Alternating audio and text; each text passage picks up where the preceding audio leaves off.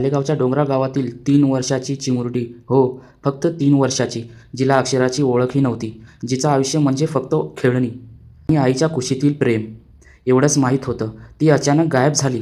गावभर शोध सुरू. आई ओरडत होती, माझं बाळ कुठं आहे? काही मिनिटातच ती ओरड रडण्यात बदलली, कारण ती चिमुकली मृत अवस्थेत सापडली. तिच्यावर अत्याचार करून तिची हत्या करण्यात आली होती. आणि एकमेव प्रश्न, एका छोट्याशा देवदूताचं काय चुकलं होतं? ती फक्त मालेगावची बातमी नाही, ही भारताच्या प्रत्येक घराची. देशात रोज अशा कित्येक लेकरांना आयुष्याची संधी मिळत नाही का? कारण अजूनही या देशात गुन्हेगारांना भीतीच उरलेली नाही. अत्याचार हा गुन्हा आज वाढतोय कारण आपला कायदा अजूनही स्पीड नाही, कडक शिक्षा नाही आणि गुन्हेगाराला भीती नाही. हो, भीती कायद्याची, समाजाची, न्यायाची. जर गुन्हा करणाऱ्याला माहीत असेल जे 30 दिवसात शिक्षा ठरेल, तर तो गुन्हा करणारा आधीच थांबतो. आपण काय करतो? एक दिवस राग, दुसऱ्या दिवशी विसर आणि गुन्हेगाराला मोकाट. आज वेळ आली आहे या देशात मुलींसाठी लढण्याची. फास्ट ट्रॅक कोर्ट, 30 दिवसात निकाल. गुन्ह्याच्या पुराव्यात थेट कोर्टात कठोर शिक्षा.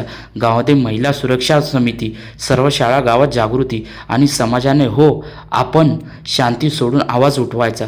कारण जर आपण शांत राहिलो तर उद्या देशात आपल्या मुलींच्या सुरक्षेचा काय? देश रॉकेट बनवतोय, देश चंद्रावर जातो, पण जर एखादी 3 वर्षाची मुलगी सुरक्षित नाही, तर तो देश कितीही विकसित असला तो देश सुरक्षित नसतो. आपण जर आज बदललो नाही तर अशाच उद्या बातम्या आपल्या घराच्या बद्दल येऊ शकतं. देश बदलतो तेव्हा नाही जेव्हा सरकार बदलतं. देश बदलतो तेव्हा जेव्हा जनता जागी होते.